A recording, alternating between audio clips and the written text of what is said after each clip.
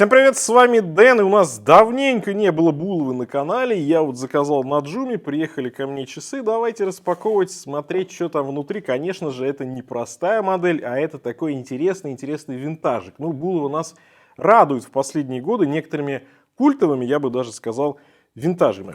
Итак, значит, что у нас здесь? Гарантийная карточка, гарантийная информация. Заполнена она, потому что на Джуме Creation Watches там же брал в магазине, и они гарантию заполняют всегда. Ну, ссылку оставлю в описании к ролику, а давайте сейчас коробочку распакую и все лишнее уберем. Целлофанчик у нас тут. Ну, Булава принадлежит теперь японцам, хотя бренд американский, и целлофанчик они используют, как и все японские производители. Ну, любят они это дело. Опа! Ой, какой винтажик-то пилотский! Ой, хороши, ой, хороши! Красавчики, да? И тут все прям по-честному написано. Японский механизм, китайский ремешок. Ну, кстати, коробку обычно тоже делают в Китае. Так, давайте заднюю... О, какая у нас тут задняя крышка. Ну ладно, задняя крышка фиг с ней. Заведем красотулечку. Ох, я их видел на картинке, я даже посмотрел рекламный видосик, но вживую, знаете, они производят очень интересное впечатление. Ну, во-первых, да, модель называется Булава А15 Пилот, А96, А245 референс у этой модели. Вот он у вас как раз сейчас на... Тут даже сапфир указан, да? Сапфировое стекло, самое главное. Так вот, кстати, брал их на Джуме, 35 тысяч рублей, по крайней мере, на момент записи ролика, без учета курса, без учета скидок, всяких купонов и так далее. Ну, вот примерно такая цена. Значит, Булава Пилот, вот эта версия, это переиздание в пилотской модели 1944 года, которая называлась как раз А15. Внешне очень близко к оригиналу. Понятно, что современные технологии, современная обработка, но тем не менее очень близко к оригиналу по внешности. И вот в этом вот как раз они заявляют сами, что вот вдохновлены они этой моделью 1944 года. Но по факту просто взяли и сделали ту же самую модель, чуть-чуть там размеры немножечко другие.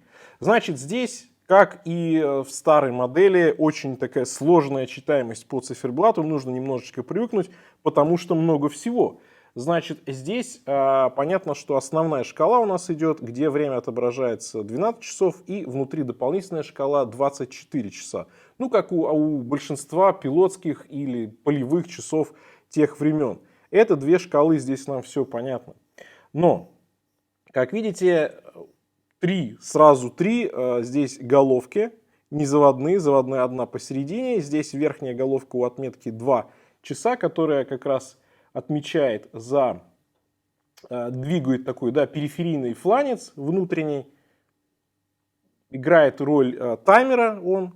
Здесь можно засекать время.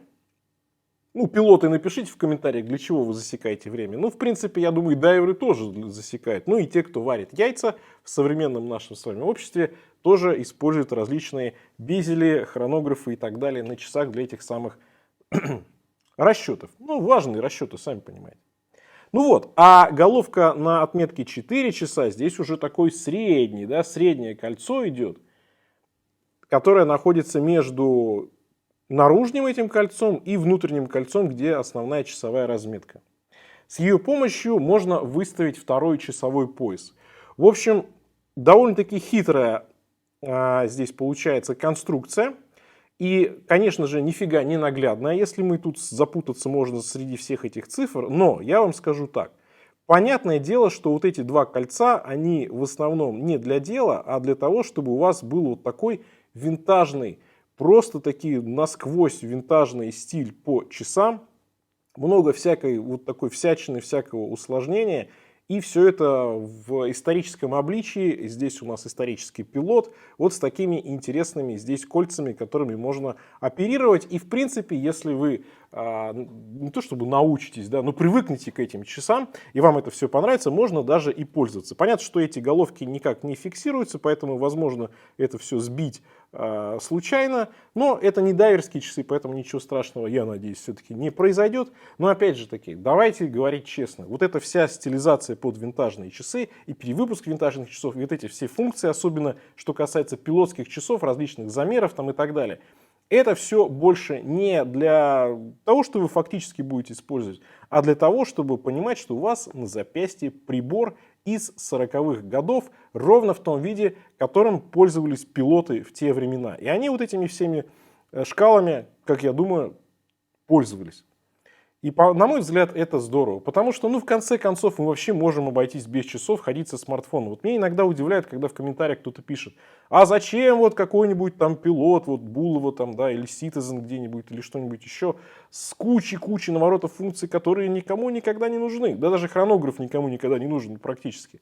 А я вот вам отвечаю, потому что часы это уже давно не просто часы, а это друг, это история, это идея, это аксессуар, который показывает то, что вы хотите, имеет те функции, которые для вас какой-то вызывают в вашей душе, что-то такое дергают, и поэтому вы покупаете или там меняетесь, или еще что-то делаете с конкретной моделью. И мне кажется, пора уже заканчивать эти вот странные разговоры, когда вот зачем, да почему, да что, да как там, зачем акрил, например, да, вот потому что.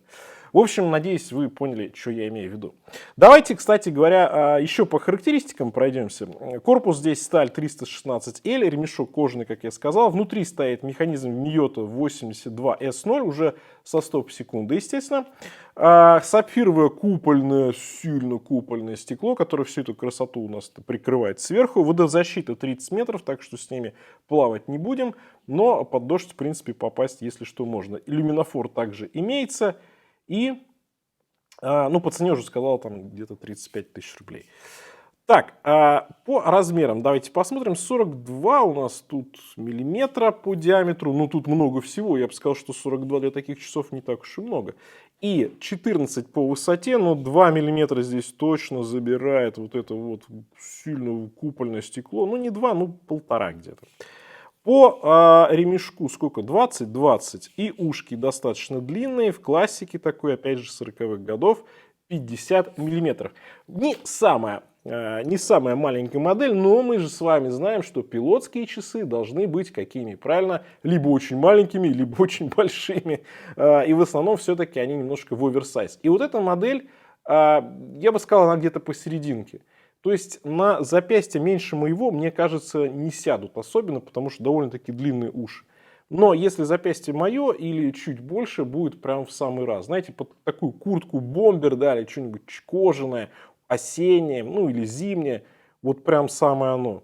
Неброские часы, да, матовый циферблат, разметка очень такая сдержанная. Здесь, по сути дела, только бело-черный, но черный матовый, поэтому даже немножко в серый. И вот есть только желтая у нас вторая шкала, 24 часа. И все. Единственное, что здесь немножко так добавляет, немножечко такого гламурчика. Это, конечно, рант. Он с зеркальной полировкой, а все остальное у нас сатинирование. Кстати, заводные головки, точнее, головки все три, они тоже с зеркальной полировкой. И заодно задняя крышка тоже здесь вот зеркальная полировочка. Система быстрой замены ремешка нам не подвезли, жаль, потому что эти часы будут требовать постоянно менять ремешки, пробовать разное. Но я вам скажу так, базовый ремешок здесь подобран просто идеально. Мягкая, коричневая, матовая кожа, как будто такая уже немножко видавшая виды, и здорово. Вот я бы лично сам вот именно такого плана сюда ремень поставил, и я думаю, что вот прям мне нравится, что вот этот ремень, который здесь стоит, это прям в самый раз. Вот здесь подобрали как надо, супер приятно, отлично. Отлично. Кстати, еще зеркальная полировочка у нас на стрелках, луковичная здесь часовая, и стрелки правильной длины, с железной дорогой достает и секундная стрелка, и минутная стрелка. Когда-то люди умели делать правильные длины стрелки, потому что вот посмотришь на винтажные часы, почти везде все идеально. Посмотришь иногда на современные, и не везде все идеально. 96 грамм, часы не тяжелые. Ну что ж, давайте теперь этих красавцев посмотрим чуточку поближе. Так, ну немножко я скажу, здесь антиблика не хватает, хотя стекло купольное, так что можно простить. Сочленение вот этих всех у нас кругов на циферблате идеальное, нигде никаких зазоров излишних я не вижу, стрелочки аккуратные, матовая секундная стрелка, печать здесь, ну все в принципе аккуратно. Отлично. Заводная головочка с Булова логотипом, ну и собственно остальные головки без каких-либо логотипов. И сатинирование идет на ушках. Точнее, на боковой части корпуса, а рант у нас зеркальной полировкой. Ну что ж, знаете, вот среди винтажных пилотских часов отличное, как мне кажется, прибавление. Модель вышла, по-моему, в конце 2021 года, но могу ошибаться. Но я ее просто вживую не встречал, и вот было интересно вам ее показать. Потому что у нас много всего интересного, понятно, по немецким дизайнам, там, от лака и так далее. А у нас есть глайсин, да, или глицин, как в народе называют, тоже много винтажного интересного. И вот такая Булова. И мне кажется, Булова занимает достойное место среди больших парней, которые демонстрируют всякие нам винтажные переделки, да, или там дань уважения различным часам. Вот эта модель стоит недорого, сделана классно. Это прям исторический хомаж вот в его нормальном, да, восприятии. Поэтому мне кажется, здесь с этими часами прям все супер сделано. Оно очень даже достойно за свои деньги. Булова постаралась, я рад. Ну, пишите, как вам эта модель, что еще из Булавы, может быть, показать на обзоре. На этом у меня все. Всем пока, с вами был Дэн. Увидимся.